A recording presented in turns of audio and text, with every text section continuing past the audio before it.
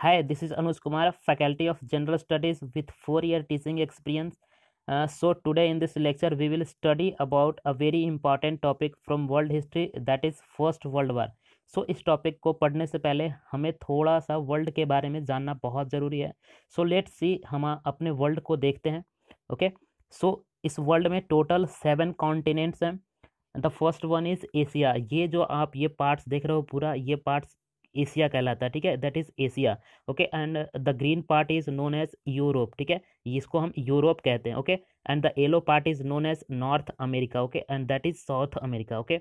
And that is South Africa. Okay. and that is Australia, and this continent is known as Antarctica. Okay, so in this world हमारे दुनिया में total 7 continent है. पहला Asia, दूसरा Europe, and तीसरा Africa, चौथा north America, और पांचवा सॉरी ये साउथ अमेरिका है, ये north America, and that is Australia, and that is Antarctica. Okay. तो हमारे दुनिया में टोटल 7 कॉन्टिनेंट्स हैं. ओके. तो आपको इन सभी कॉन्टिनेंट्स को थोड़ा सा ध्यान में रखना होगा. ठीक है. So now let's start our topic, first world war. ठीक है, ये जो नाम है ये सेकेंड वर्ल्ड वार के बाद ही दिया गया है. 1939 एंड 1940 के आसपास इस वार का कुछ और नाम से जानते थे, जैसे कि great war, global war, and the war that is end of war. इस नामों से हम जानते थे 1939 और 1940 के आसपास.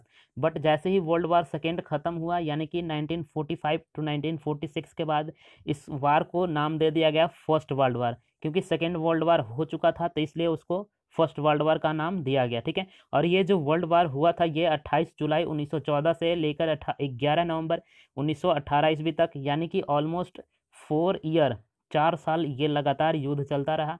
और ये one of the largest history का युद्ध है, जो इतना बड़ा युद्ध अब तक नहीं हो पाया था, नहीं हुआ था. ठीक है. तो ये वन ऑफ द लार्जेस्ट जो है वर्ल्ड वार है. ठीक है.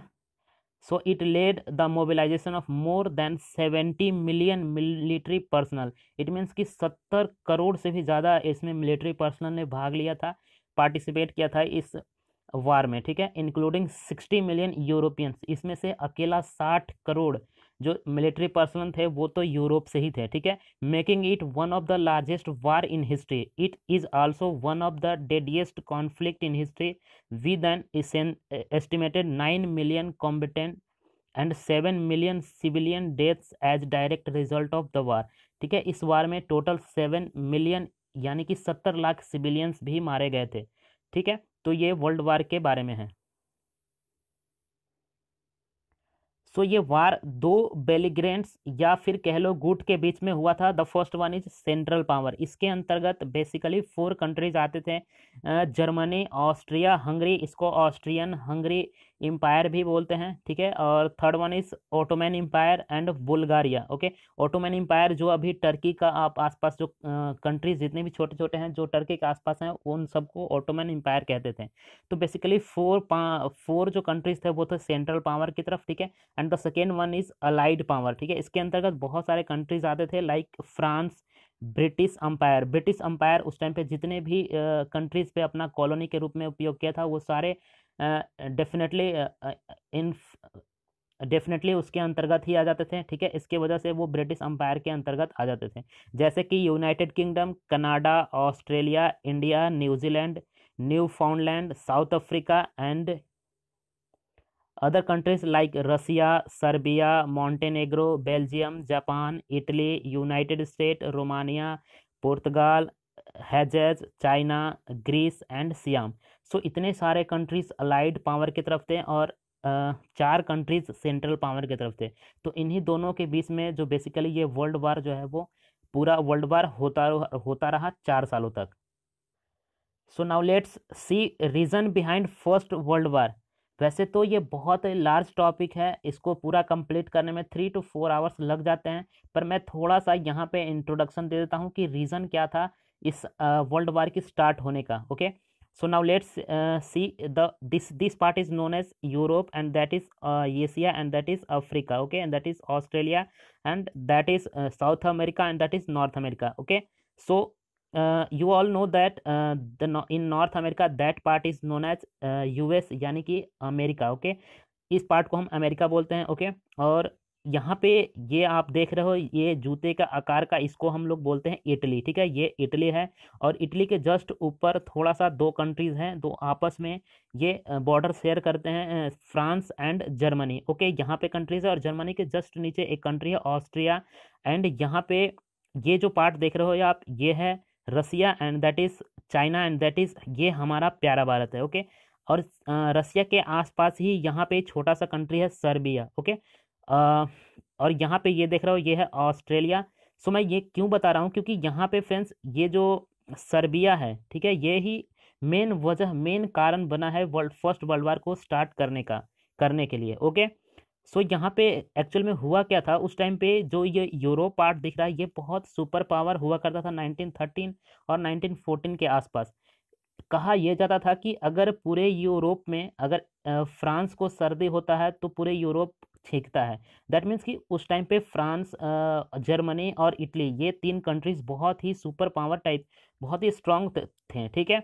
तो यहाँ पे स्टार्ट होने का कारण भी सुपर पावर ही है कहीं ना कहीं। ये जो आप देख रहे हो यहाँ पे फ्रांस और ये जर्मनी, ठीक है, ये आपस में अपना बॉर्डर शेयर करते हैं, उनके बीच में थोड़ा थोड़ा कॉन्फ्लिक्ट होना शुरू हो गया बॉर्डर को लेकर के, तो वहीं से कॉन्फ्लिक्ट जो है वो स्टार्ट हुआ था।